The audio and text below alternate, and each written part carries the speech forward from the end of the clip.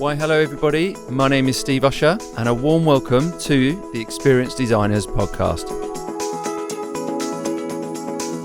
So to help me introduce my next guest, let's do an imagination game. Are you ready? Okay, let's go. I invite you to visualize yourself standing in front of a huge, beautiful cathedral. Can you see it? Now I want you to walk up to the huge doors and push one open. You step inside. What do you see? Rows of pews, wooden benches, perfectly aligned either side of the walkway. Beautiful symmetrical architecture either side, leading up to sweeping high ceilings. There's a beautiful round stained glass window with sunshine shining through and lighting up part of the space. At the end of the walkway, there's a stage where the priest stands over the audience during their service. And of course, there's these kind of large ornaments and huge, grand candle holders everywhere. Some with some gold edging, shall we say. Do you have a strong image in your mind? Great. Now, I invite you to associate this to a corporate environment. Large doors, huge reception areas designed to impress, expensive artwork on the wall, a strong sense of structure, hierarchy, and perfectly alignment facing towards the leader of the organization. Are you getting that similar top-down sense and feeling? And as we know, the appeal of these environments have dramatically changed in recent years. The enticement back to the office and the challenge of how people, teams, and organizations are organized not just from a hybrid perspective, but a whole way of working. And this is precisely where my next guest, Arnoud Douw, comes in. An organizational design consultant based out of Switzerland who has a passion for helping companies give up org charts, KPIs, control, and just let go.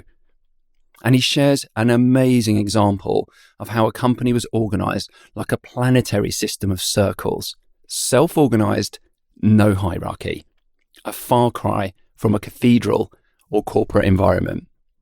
So I hope you enjoy this conversation at a time when there's a shift in this systemic and into new ways of thinking how we can organize the very way in which we work. So without further ado, let's jump in.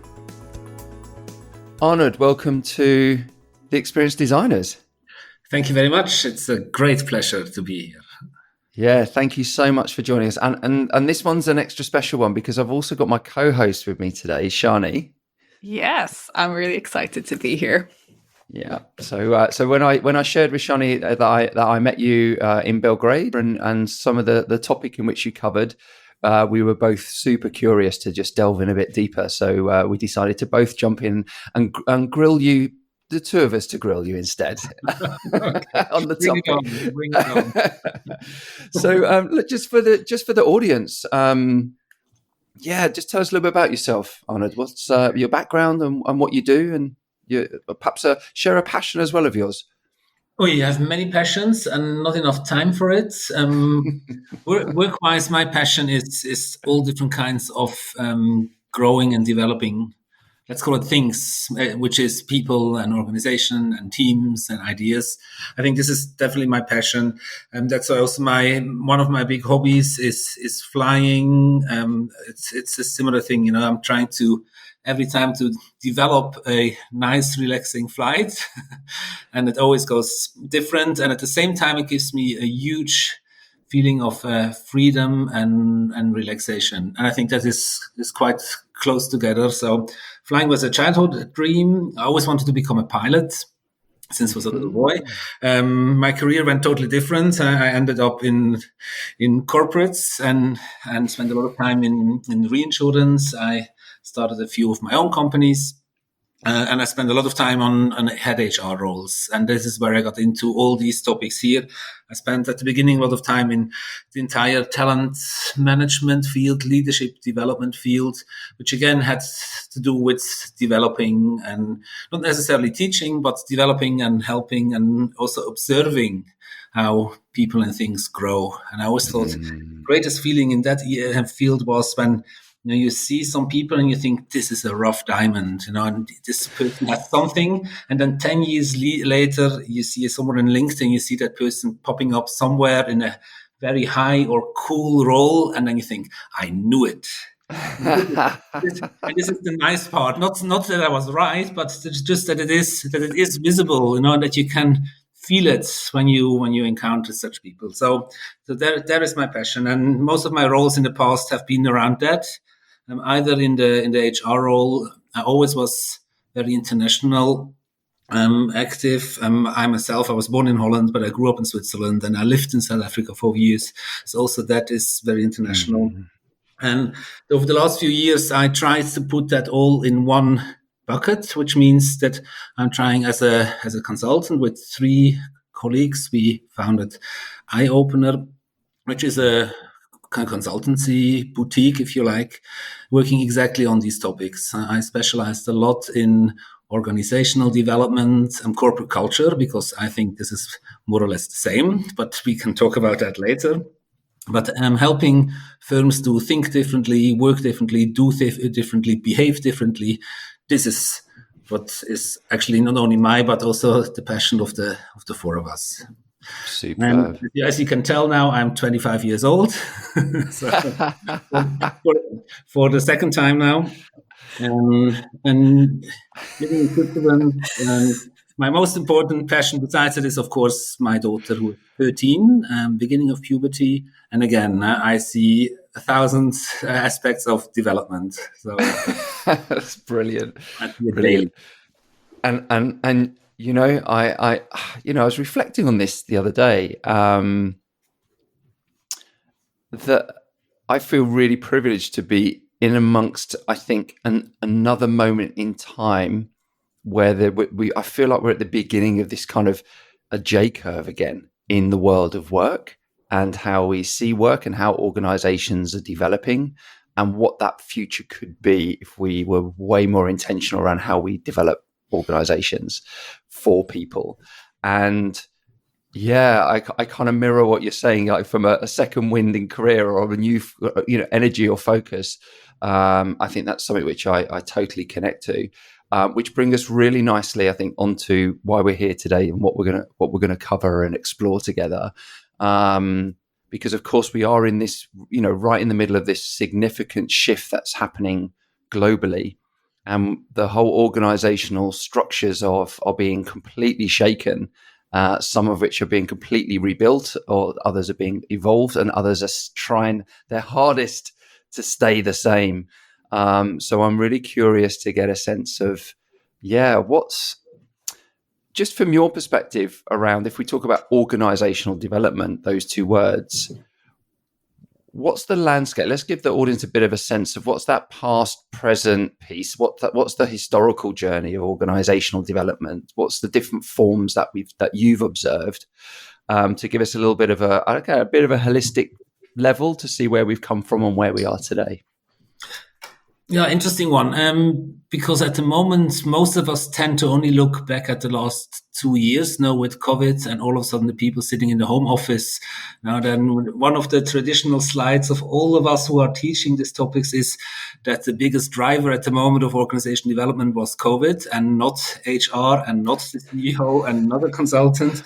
So we had a lot of discussions about that over the last 2 years. But I think, when we look back, we can look back 100 years now. I think the entire developments since the days where we decided to find ways to build cars quicker and have a organization along conveyor belts, the entire time of Taylorism, I think we can see how this all built up. And we had the change in how we tried to manufacture. We had then the change of the markets. We could see how we always, us and the leaders and managers and companies were always trying to somehow tackle organization-wise the changes that were happening with the wars, with the technology being different almost every year. So I think what we're seeing now is not only because of COVID, but it's just that we have to much quicker than expected adopt our way of organizing ourselves and our lives and our companies to how the the markets have changed, how we can move around the market, how mobile we have gotten, how quick information is available. I mean, it's not so long ago that we were sitting in hotel rooms and it was really difficult to just connect our huge, heavy laptop to get a couple of emails. That's not so long ago. And only a few years before that, there were no emails. I remember my boss went on a business trip to South America and we just didn't see him for 3 weeks and didn't hear him. And if you wanted to reach him, you had to send a fax to the hotel and hope that the reception will pass it on. And so cooperation was so, that it's not so long ago. I mean, It feels to me, I mean, I'm 25, so as I told you, it was, within a few years, it has completely changed. And this is on both areas, knowing you one-to-one, working with your colleagues or your boss, but also how you then have to set up yourself as an organization on how you actually want to do that in a clever way. And then on top of that, what we see now is a big shift in the new generations coming into the workforce. Now in these days where that example happened with the traveling, the people coming into the companies, they were expecting a normal career. You would tell them, look, this is your desk. And if you're doing really, really well, you get a bigger desk, and then you will get a promotion and you get more salary and another promotion and your office gets bigger and you have more people. And you would say you have more people. And that was the career that was attractive and interesting. And the new generations are not interested in that. And we are still very often thinking with old tools and old career plans, telling these new people how organization and how career path looks in that. And that has totally changed. I don't think you can hire anyone with a nice desk and a career plan of promotion every 3 years. And that all comes together now. And I think this is probably the main reason why we also have a lot of thinking around it. And what also has happened is that we have now some of the younger generation, if I can call them like that, are now coming to what we call C-level, and you have also new thinking on on that level where these decisions are made. Yeah. How to organize, and that is different. For a long time, we had people in the lower ranks, if I can call it like that, who see and felt differently, but the deciding bodies were still old world, old generation, and that is what we are learning now very, very quickly. You cannot manage the new world with the old tools. No. There's just to share, what you talk about how it wasn't that long ago. Do you know that December 2022 is 30 years since it was the 30-year anniversary of the very first text message? Wow. Yeah. Wow, that makes me feel even older. Yeah, amazing. And then you draw charts about the last 150 years, and then you realize that most of it was happening in the last centimeter of your chart. Exactly. Yeah. Wow, so amazing. The thing that screams, so hearing you share that piece, what screams at me is complexity. It's so complex to navigate, to even get started. Just from your perspective, are there ways to maybe try to simplify this in terms of how to look at organizational design or look at organizational structures to kind of say, okay, here, if we're to make sense of this crazy complex world that seems to be getting ever more complex when you're thinking about organizational structures and designs, to maybe, is there a way of just stepping back and seeing it in maybe a more simpler approach to help people? I think a lot of, or actually most of us, are trying consciously or unconsciously to somehow tackle that. I think, I mean, yes, we especially us who are looking at many companies or even teaching, we're then trying to find all the models that the different people are using to approach that complexity topic. And then we talk about the VUCA world. So at least we have then somehow structured the complexity in 4 letters. Now that helps already a little bit to explain to our counterparts. I've now seen a few times that VUCA is already out and now everybody calls it Barney. So I have to adjust my slides. Now Barney standing for, if I remember correctly, I have to look quickly. It's not that the world is becoming brittle, anxious, non-linear, and incomprehensible. So it's even difficult to Remember the booker. And I think that takes a lot of energy of all of us being in any shaping role. You try with old-fashioned way, you look at the complexity, and then you take the old form of structure that you use, and you somehow try to hammer that into your new complex worlds. And this is what I mentioned earlier, and this is the hard way to trying to tackle that complexity with old tools doesn't work at all. So what a lot of us are trying to do, and I think that is the right way, is okay, let's, instead of sitting there doing a workshop and think, how do I organize my firm to somehow reflect the complexity? Let's see what the other end of the food chain, if you like, now the people that we are hiring or the people that are actually learning a new way of working life, how would they approach it? And how would they, because they are used to that complexity, they would even describe it as complex because they are used to it. So bridging that, our view, which might be old-fashioned on tools and ways of doing things, compared with what the next generation and also our thinking brings up, and somehow to bring that together.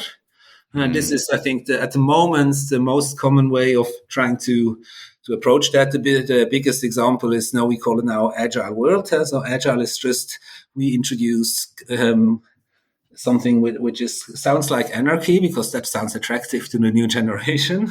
And then you have to explain to them, actually, it's not anarchy. We probably have more rules than before, but it's a way of how can we somehow understand and live with that complexity.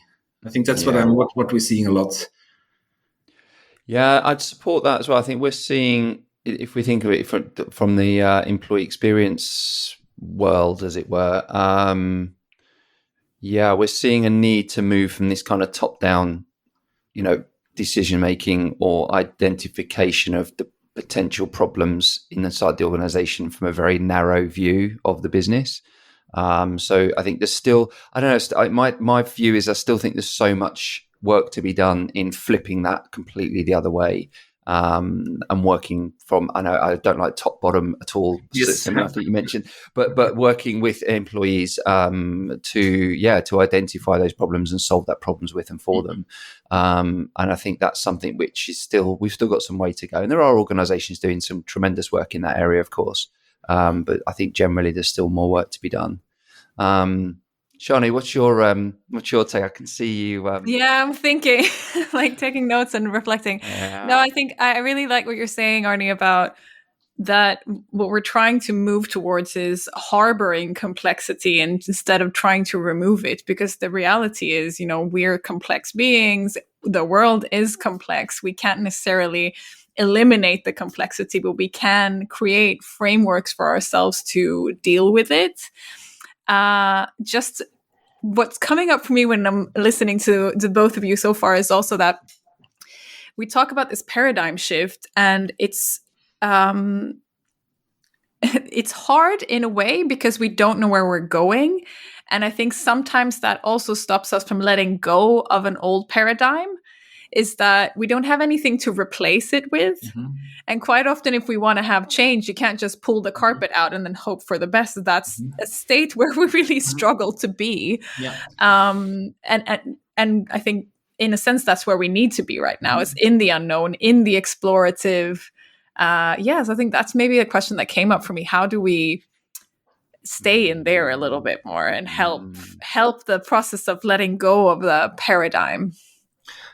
Interesting. I often try to then somehow bridge it, and I think, okay, if I can't explain it just in teaching or in workshops, maybe if I approach the people on the private side, I can get there somehow. And I very often ask them, if you're in a sports club, in a board of a whatever tennis club or whatever, and you have to organize yourself, how do you do that? You don't have your organizational regulations from the company. You don't have a difficult board and a CEO with a different view. How would you do it in your private life? When you don't have all these boring boundaries.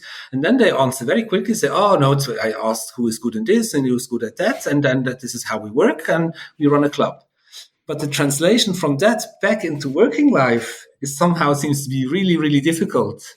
And this is what I'm always trying to to somehow get to the individual and to their private thinking and explain to them it's actually nowadays allowed to actually just bring in your ideas, even if they come from the private world. Where I grew up, or most of us grew up, is in a world where you have private life and business life, and your behavior in private life was totally different than the one in the big corporates. And this is now moving. I think this is mixing, and I think, but that is a little bit my personal view, is if we somehow get there, that we can get that private behavior into our organizational working environment. That is a big step to actually finding the right solutions on how to organize ourselves. I love that. Yeah, is that not also the like bring your whole self to work kind of? Yeah, more or less. Yes. I mean, or bring your own device. That is what's. Yeah. Yeah, I like that. I think it's true for me in a lot of places. I know I worked in learning for a long time, and there it's the same as you say. There's this distinction between the private and the corporate. And in the corporate, if you ask people if they learned, it's yes or no based on if they went to a course. Exactly. But privately, if you ask them, did you learn something? Yeah, I took a sailing course. I learned how to bake bread. I did this, I did that. And all of a sudden they're experimental and they're self-driven and they do a lot of different things. But in the corporate space, it's just this. So it's, yeah, how do we make the squares a little bigger? Yeah. And I think this is the shift we talked about earlier, that we kind of are now forced to allow private out-of-the-box thinking and out-of-the-box behavior into our business environment to actually find a way of working together in still along the traditional. We have EBIT, we have goals, we have targets, etc. Because that is probably, as long as, especially in listed and public companies, this is not going to change too quickly. So we still have some external influences that will not allow us to do it super quick. But I think this is the approach somehow, and this is the behavior side, how we can get into that comfortable, private, relaxed, maybe relax is the wrong word, but comfortable and private behavior, and bring that into our working world. Yeah. I think that's, I was going to ask that. I mean, the mindset aspect, because everybody's having a mindset shift of some form. And I also think, everybody has a responsibility, not just, leaders. Everybody is part of this movement and has a responsibility. What do you see as some of the blockers right now and some of the areas that you think need to shift from a mindset point of view, particularly like at board level or C-suite level? What are you seeing?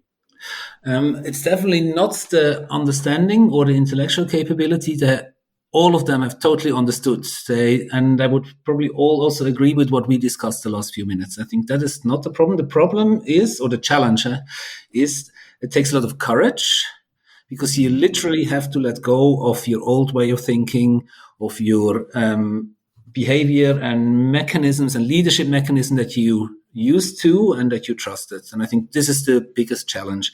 And this is what I always think when I say, no, the challenge is letting go of old behaviors, letting go of the path you used to manage people, and letting go of actually management thinking and getting more to, let's call it leadership thinking or leaders thinking. So that letting go, that is the biggest challenge. And I think the reason, or one of the reasons, is and that's why I said they know how it works, but it's like risky to them, because that part is unknown. Letting go and building new forms of organizations, and we'll get back to that later, I'm sure. It's just that is like risky, and all these leaders, they are all ambitious, and then they see that new way of leading and working, and then their brainstem goes like, okay, this is a risk, this is new, this is different, and then the main reaction is usually either you fight it or you flight. And then you see, if you try to avoid it, then you see all these solutions of, well, I just do more delegation, I do remote leadership, where I've seen lots of slides or pictures hanging in offices. And it says now leadership is letting go, and what they do is they just reduce the numbers of meetings, and they just increase the distance mentally, but not the leading distance. or they just fight it with saying, okay, but can't we just change the way we do objectives? Now, maybe we do MBO differently, and then they try to do not go extreme and really let go into new organizational form, but they try to somehow save or rescue their old tools into the new work environment. Yeah. Is there like, I think this is bringing all this together. We've got this kind of new paradigm shift. We have organizations who are keen to protect revenue, performance, profit. We have leadership who are smart, but actually are struggling to take the leap of faith because there is the unknown. But in between, during that leap into the unknown, there is that I'm envisaging this kind of moment or this environment where people are, where maybe there is an opportunity to create a space or an environment for experimentation, for learning, for evolution, for co-creation. Yes, there are risks in it, of course, but there are, in my mind, unprecedented or untapped potential and opportunities in that space equally. What's stopping people? What's stopping organizations actually? Less people, but what is stopping organizations from adapting or adopting that kind of mindset or approach around just experimenting and trying? I think often it's just the courage or lack of courage. I think to just try it, and the other one is the time pressure or the pressure from the old external mechanisms. We see that a lot now that we have great leaders sitting on C-level, and they allow also experimental forms of organization. And then they give you exactly 2 months and 3 weeks, and then the quarter ends, and then they have the board in their neck, and they want numbers, results, progress, KPIs, and that conflict ends on the desk of the now let's call them C-level leaders who are literally in between these two worlds. Literally, I mean, they are trying to implement new ways of leading and working together, and they have to translate this thing into the boardroom language, which is still old world. And I think that's the biggest problem. They let you do a lot of things to their staff and go there, and then they lose patience, or their patience is taken away by regulations and old world working tools, which is then the control mechanism that kicks in. Is this, I don't know, correct me if I'm wrong, so let's debate this. Is this not one of the greatest moments in time to be in a startup or a challenger business?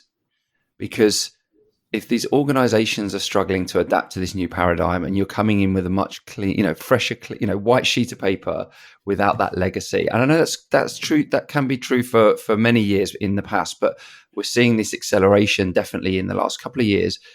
Are we now in this greatest time for new organizational structures and new ways of working without that legacy to really start to take market share from these organizations potentially?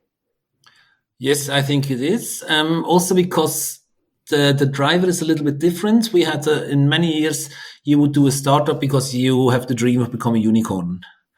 So most startups were perceived as sexy because they most probably, if they have a great idea and they're successful, they get super rich. And I think what we see now is we see a lot of startups, but their aim is not to start small and be the next IT unicorn company. Of course, everybody needs to make money for their living, but very often the driver is not, or the dream is not to become a billion-heavy company, but a functioning, hopefully purpose-driven company. And I think that's the biggest difference, that a lot of startups try their ideas because they believe in the idea and not because they hope to get super rich. Yeah. And but that's my view. I'm not sure if this is the same in all the countries. I mean, now I'm living in a country which is very heavily driven by the financial world, where all assurances and banks, that it's different. Because now these startups are looking for investors, and these investors are sitting usually in the old world investment traditional world, if you like. So they have to give a different story, otherwise they don't get the funding, etc. So it's maybe a bit different in certain countries, I could imagine. But in general, I see more and more startups that get a lot of echo because they are trying to do something purposeful and not doing something crazy that could become super rich. Yeah. I can't remember Shani, what was the thing? Was it humanity or human? I can't remember. There's this just Designing around for humans or designing for humanity. humanity, yes. Yeah. And it just elevated this piece around designing for humans, which is great. Of course, I'm an advocate, of course. But the humanity thing just elevates it up to planet level kind of thinking and that ecosystem and how that all kind of fits in. So I think we're seeing more of that. I mean, I love the Patagonia example, of course. I've actually got my Patagonia jumper on today. But they, so I mean, that's a really great example, I think, of a very brave decision, and one that is very much against the traditional in many ways. Yes, and it shows it is working, and I think that, and it's visible, and we see that a lot. And it's one of the drivers when we sometimes have like certain departments or divisions that get the freedom to organize themselves in a different way, that they are kind of the experimental division, and a big corporate allows some part of the organization to go there. Usually it's the one that doesn't have a heavy impact on their balance sheet and the financials, but at least, I mean, it's better than nothing. Yeah. Yes. And then they very often do it because they see it has worked in other bigger organizations. I think it's interesting, though, also that now we're bringing up examples of companies that have gone against the grain, whether it's been now or previously. And I was also thinking about Unilever, for example. I don't know if they still do it, but I know that a few years back, they decided not to do quarterly reporting, even though they're on the NASDAQ. And they just decided they're not doing it. They're doing yearly reporting, and it was a huge thing. And it was exactly with this in mind that you were talking about, this 2 months and 3 weeks timelines that, don't enable us to actually stick things out, have the possibility to iterate. It puts so much pressure on the organization to really produce something. And I just then thinking back to the leaders, I think we put a lot of pressure on leaders to drive the change. And then we don't make any bold decisions to change the structures that make it actually possible for them to be different types of leaders. So we're saying, be modern, but we're still expecting you to do this, and that according to this old idea or old paradigm that exists. I think for me, that's an interesting paradox that I also see going on, that we push the change over to the individuals, but we don't make them necessarily on the big structural level all the time. And at the same time, there is the biggest opportunity, I think, because it has become now interesting, or let's call it interesting enough to include in your reporting not only financials in your quarterly reporting, but that you can also show that you're working on the culture of the firm, or at least on the organizational setup. So if you can show in your quarterly or yearly reporting not only great financials, but and if you can also say we are actually rebuilding our firm to follow the latest forms of organization, and then include in your report that you are introducing the new forms of organization. I think this is new, and this is now becoming also interesting to the investing world. Reading all these reports. And that was not the case a few years ago. I mean, nobody would ever write in his quarterly report that we are now introducing a self-organized team structure. And this is now possible. Very cool. Yeah, there's not much room for innovation, is there, in a quarterly reporting cycle typically? Not in one, but over time, yes. Yes. So can I? So let's just delve in, because I'd love to understand, or maybe if you've got some examples of organizations and how they've experimented with different structures and ways of working outside of a typical kind of functional hierarchical approach that we're all so accustomed to. Do you have anything to share, Arnie, or any thought and inputs? Yes, what we're trying to do, and this is very similar to what we discussed earlier, is how is it possible to somehow link that, let's call it private energy, or that the new thinking of the new way of preferences, how our people want to work?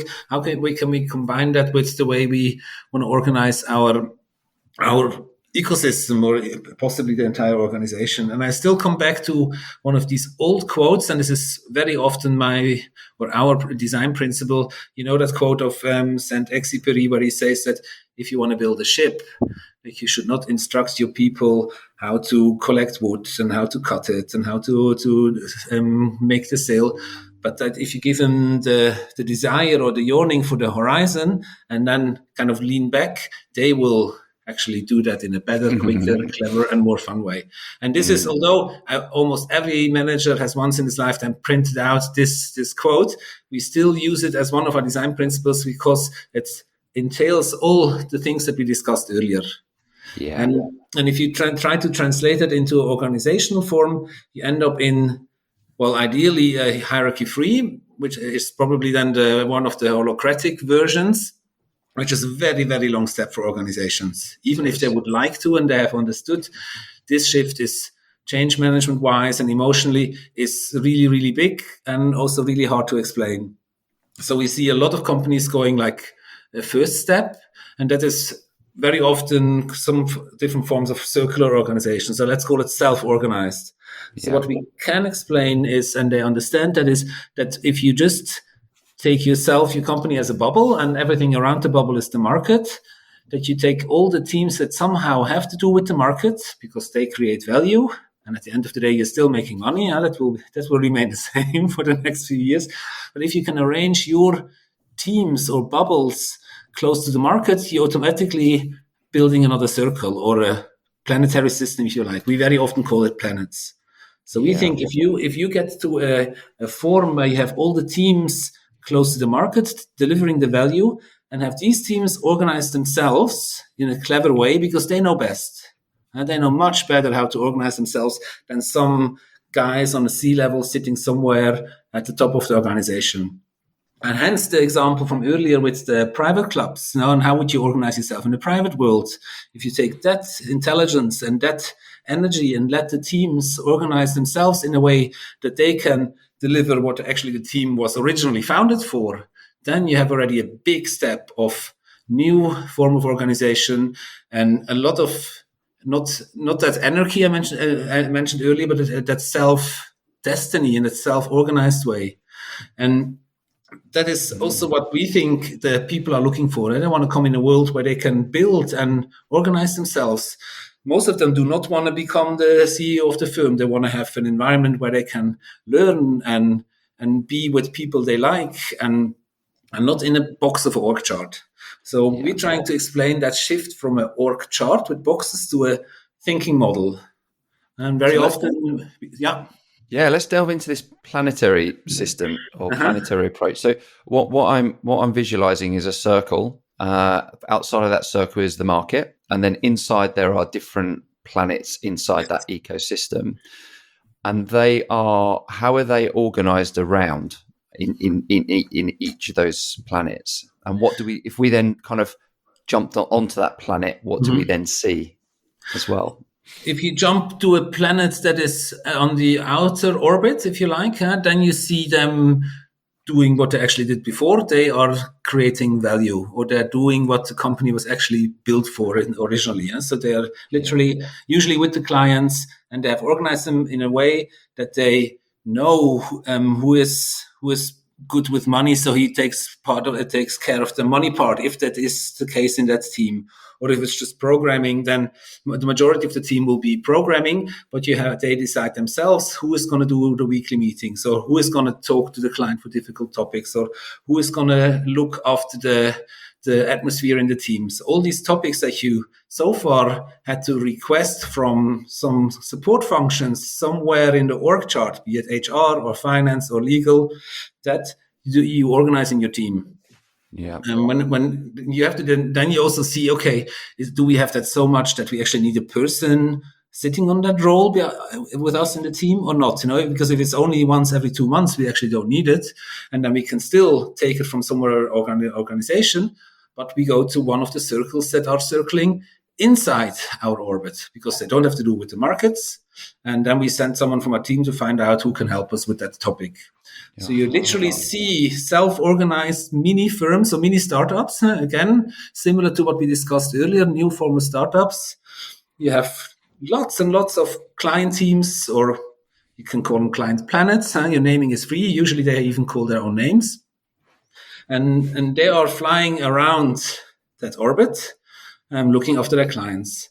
And the only thing is what is left is you still have in the middle what used to be the CEO or the top of the company is most probably in the middle of the organization.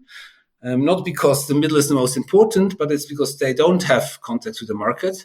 And their only role is to figure out, do we need new planets? Do we need different planets? Shall we make a planet for half a year that is just working on a idea, and then you have a innovation planet flying around for half a year. And when they're finished, then that disappears again. Yeah. So what you're trying to do is to have something that is constantly moving and changing. So you don't have to reorganize your firm every 3 months, no, either because you have lost the client or you have bought a competitor or the market has changed. But you are so like bubbles that you can always adjust to whatever is happening. And that is the thinking behind it. Yeah. So what I'm hearing there is like from a client perspective, a market perspective, they're getting the very best people based on their needs. And that's aligning the right competence. That's fluid and flexible. I think from an employee perspective, they're involved and surrounded by mutual competence. They're probably choosing what they want to contribute as part of that. They're using they are using their best skills and competence in the real life scenario. And they also get stretched by exploring and learning from others as part of that planet. Can employees then jump from one planet to another and to another as part of it? Like, what does that development roadmap look like? Is that something built into that as well? That is a big difference. What is actually quite similar, you will recognize, it sounds a little bit like profit centers. In the old days, we are kind of profit centers. And it's not so much difference. You still have client teams. Now you have someone looking after whatever, client A, and you have teams looking after client B and C. So this is not so different. What is different is we don't have hierarchies in that sense in the org chart anymore. So your career is also not about getting from one box to the next higher box to another higher box and someone reach the top. Your career is now jumping from planet to planet. So if you think that either you're getting bored looking after the same client for 2 years, or you want to do something different for whatever reason, you discuss it in the teams and guys, I think I have to move on. I would like to, maybe not tomorrow, but it would be great to find another planet. And then someone in the planet says, okay, either you go and ask other planets, or you ask help at the HR planet, or we look around for you and see if we can make that possible. So you organize your own career, but not by asking contacts on a higher level, but finding just the planet that suits you for the next period of time. You can even think, because you're self-organized and there's no rule that you have to leave one team and go to another one, you can just say, look, I would like to spend 20% of my time in planet Z for whatever reason. And then the planets can discuss that, and you don't have to go to HR, and they go to the education board, and the education board asks the 3 teams. And this is way too long, first of all, but also then you lose the entire spirit of freedom and the choice of where you want to go, that disappears. So also let's actually sort out the planets or the people on the planets themselves. So career is not up the ladder, the career is jumping planets. I love that. I love how that centers evolution in terms of both competence and contribution, instead of this like climbing and chasing something. What's worth is what we're creating together and what I can do, and rather than reaching a certain position or having a certain title.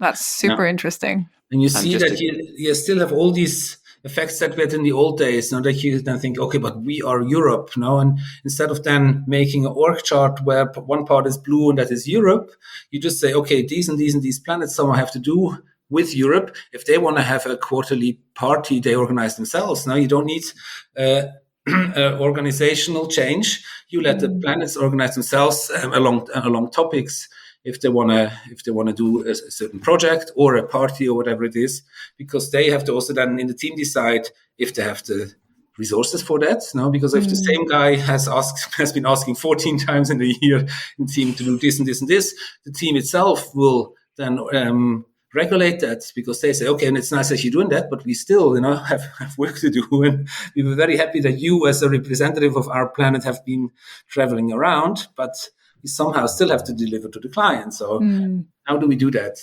Instead of someone tells it to the boss, and then the boss has to ask HR how that works, and then you have to set up a task force who can say, okay, how can we move Steve from this planet to that planet? So it sounds a little bit like management can lean back, because it's effortless and they can actually become lazy. That's not the case. The only thing what you're trying to do is all these lines between the boxes in the old org chart. You try to actually have these lines organizing themselves. So you're not looking at the boxes anymore. So when we look at org charts before we start a project, we usually take the old org chart and we take away the boxes, and then we just look at the lines, and that gives us an indication on how teams could look like. So you don't think in boxes; you have to look at the lines, because in the lines is behavior, in the lines is the spirit, in the lines is all the things that go wrong. That's all in the lines. It's not in the relationships. Yeah. And that's the difficult part, because that's the big change. It's the behavior that has to change. It's behavior that you have to develop. It's probably also the behavior you have to assess for talent pools, etc. Of course, you still have competencies. It helps if you can program, if you go into IT. But at the end of the day, it's all about that change of behavior. And what are the core behaviors that have to change for this to work? You will probably get a different answer for every person you ask. For me, but this is maybe a bit a romantic view, is empathy.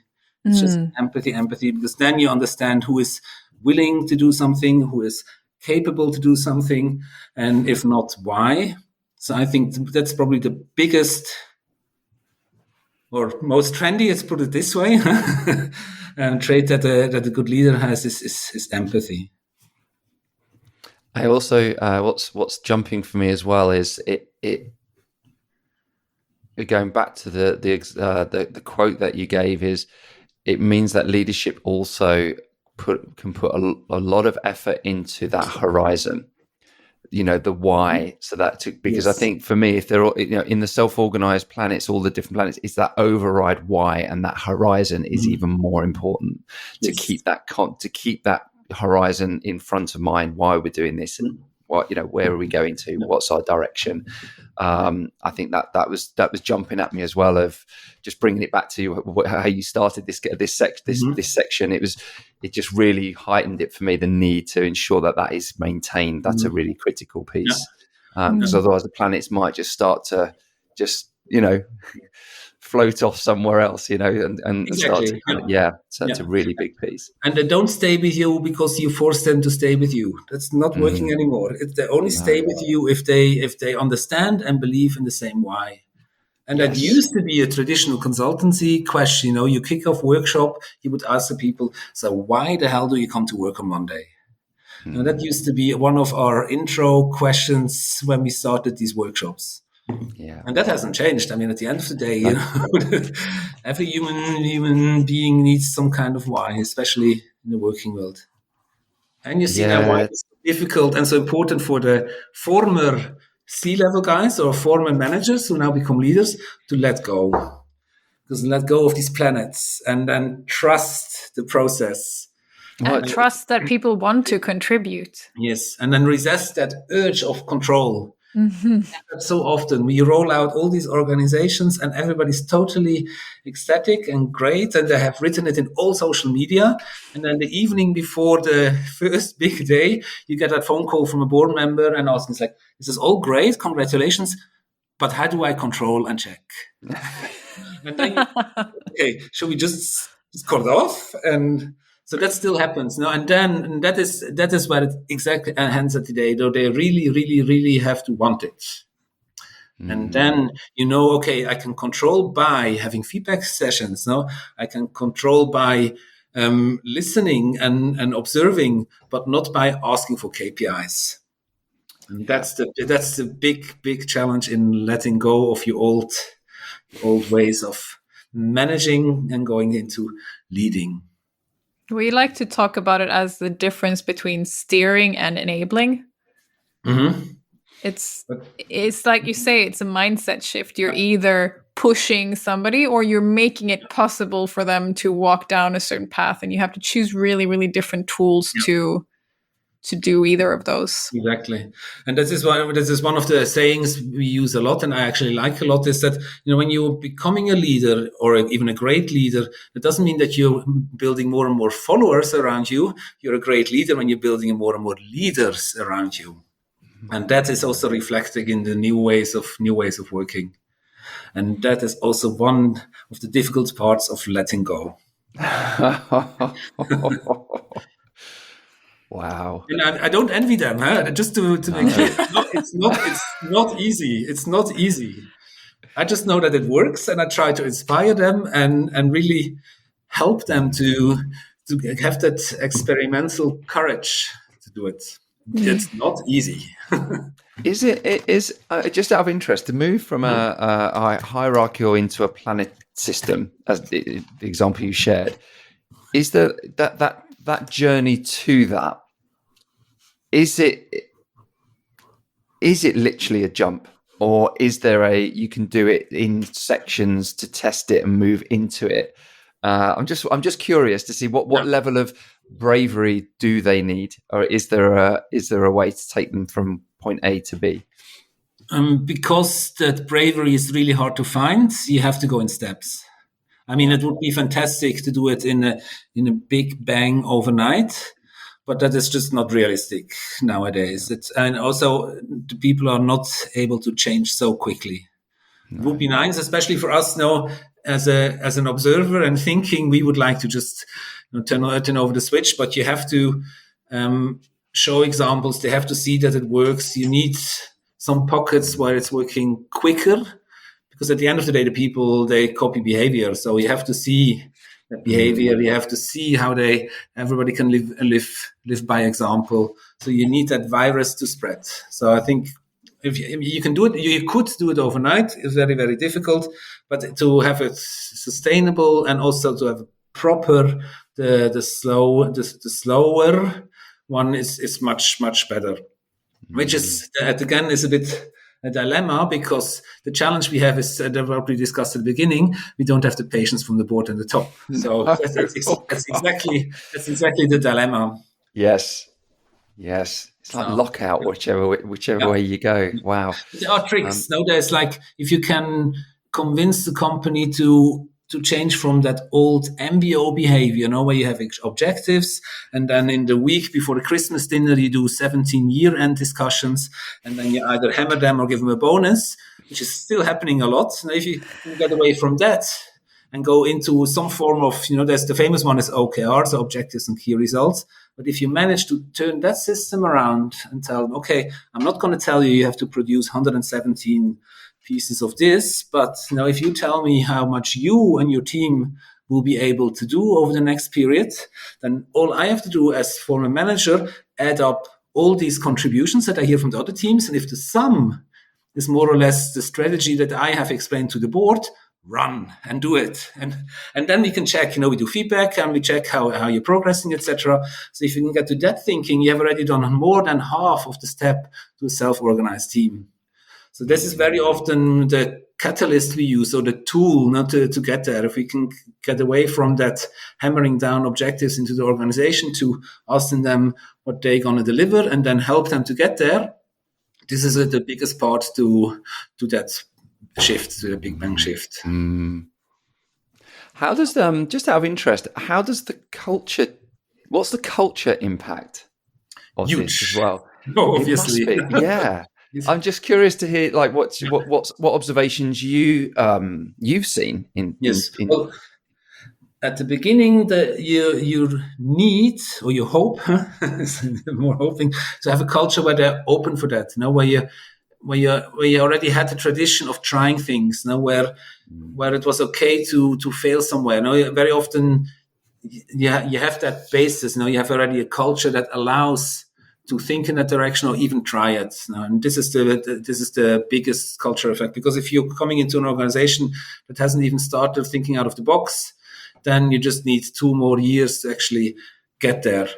Yeah. So that is the culture is the biggest enabler, but then also the biggest how do you say it? Benefiter, no benefit, or that culture is benefiting the most of that journey. Yeah. But you need a at least slightly open or curious culture. Let's put it that way. Yeah.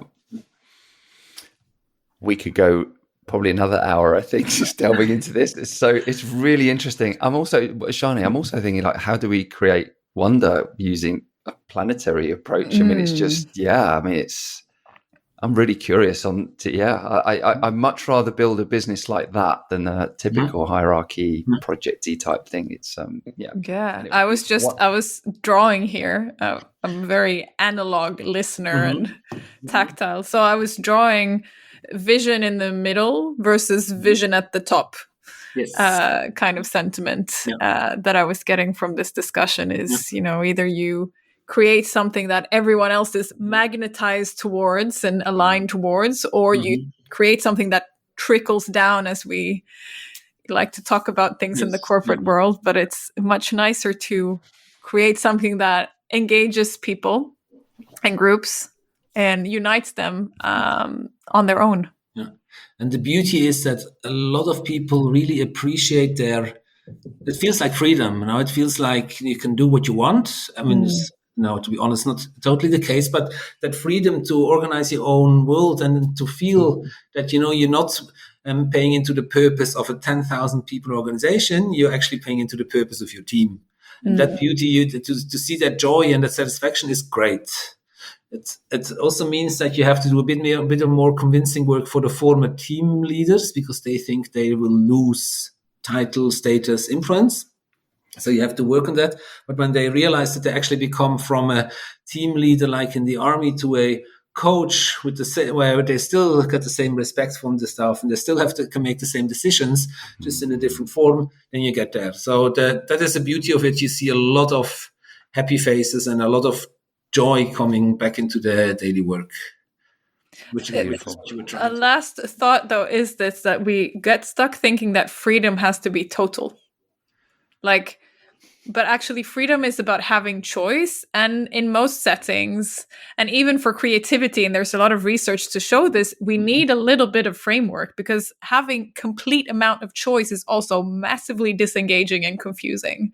Yes. So it's not necessarily about just unleashing everything and giving total freedom. It is actually engaging to have the framework of a vision. It's actually engaging to have somehow a framed amount of choices that you can relate to without making it compulsory to go on very narrow paths. So just a good point. And it's interesting, as the observation you made, it's about the same amount of people who think like you just described, as the people who say, look, I don't need any flexible, sexy, fancy org chart. I just want someone to tell me what to do, and I'm happy. And then you can tell them, well, this will still happen. No, you will still find the person in your team who tells you what to do, and you don't have to then talk in every daily stand-up, weekly meetings, whatever you agree on. You don't have to talk. You just do your thing, and as long as you're happy, that's what we're trying to achieve. It's about the same amount of people now. The ones that are yearning for that freedom part, and the ones that actually want to just hear on Monday morning what they have to do, and then they do that. And so it's about the same proportion. It's an interesting observation. They have a lot of in the middle who are first checking it out, and in principle they're okay with it, but they just lean back and see what happens. Yeah. In experience design, when you're particularly, it just reminds me a little bit of if you go to, I think in Denmark, there is Hamlet, where you can go and watch it's like an immersive Hamlet experience. So you can actually follow the characters even when they're not scripted. It's really interesting. Even when they're off script, you still follow them. They have a story that you follow. But they design it in a way that allows the audience to be comfortable or contribute where they want to. So it just reminds me a little bit of this from this example you shared. Like some people just want to step back and maybe join the Monday and then get on with things. And that's similar to that. There's some people don't want to get, involved in a Hamlet experience, but they like Hamlet, but they just want to take a step back and have that experience from that perspective. And there's others that are all in dressing up as part of the narrative in the storyline and want to contribute or want to be, more visible. And I think, I think this environment, I think, encourages people to contribute where they want to and to lean in where they want to or lean out where they want to. And that allows them also, in the flow of our own personal life and our life generally, that also allows that flexibility to lean in when we want to and also lean out if we've got some other things going on in life, which invariably happens on a regular basis. So I don't know, I think as an employee experience of that, I think just having this kind of freedom, as we want to call it, allows that fluidity and that flow of how that fits into our lives as well. And I think that could be a really amazing thing as well. So yeah, it's very cool. Yeah. Can I just ask, just to finish off, because this is a complex subject, of course, and where would you recommend listeners, anyone who's really curious to learn more? Are there any resources or books or people to follow? Obviously you, but are there anyone that you've come across that you think would be really good for people to engage with or follow? It's in different languages. Okay. I have lists of literature, which I also use for my students. I myself have just huge antennas and look and read everything I see. I don't have a specific platform person channel. Most of it I get from discussions like with you guys and with my colleagues and just talking and listening. So I don't have a very great answer to this, I'm afraid. That's okay. I think talking more is a great answer, actually. I think it's really good. Yeah, and I have that problem every time I'm designing a new lecture, and then the university expects a list of the 10 best books, and then I usually Google, and then I see, that book I've read, that is cool, but the problem is that usually they don't come to mind. And the books I really like, I usually like for certain sections because they were really catchy. So and the most of the books I know or I use on circular organization and planets are German. Yeah. So, but I can share that with you anytime. Arnie, I love that response because I think it's a representation of, exploration, learn by doing, listen, absorb, use, different contexts, take the learning from those different areas to help evolve what you're doing and what we do on an everyday basis. And I think that's equally as powerful. So the message is, there is no books for you. It's just be curious and explore and listen and talk. Yes, there's the lesson. Very much That's so. good. Very much so. Arnie, it's been an absolute honor to have you on the show. I'm so happy you agreed to join. It was really great to, over a beer, just have a random conversation. Hey, come and join the podcast. It was like, yeah, I'll come and join. So thanks for following through. And of course, absolute pleasure to connect with you. I hope to continue conversations after the pod and into next year as well. And I'm really curious to follow your journey and what you guys are up to. Definitely. With the greatest pleasure. I really enjoyed it as well. So thank you guys for everything. Good Thank stuff. you. Thank you. And there you have it, another episode of the Experienced Designers podcast. Thank you so much to my guest, Arnie. Really appreciate your contribution. It was an absolute honor to meet you in Serbia and to also, get to know you, and absolute gentleman. So thank you so much for your contribution and look forward to following your journey. So as always, we really appreciate any likes or follows or any shares out into the industry. We really want to build a movement here with our podcast, and this goes a long way to contributing to that movement. So any support would be much appreciated. So that's it from me for now, and I wish you all a very good day or evening wherever you are in the world. Bye for now. I'll see you soon.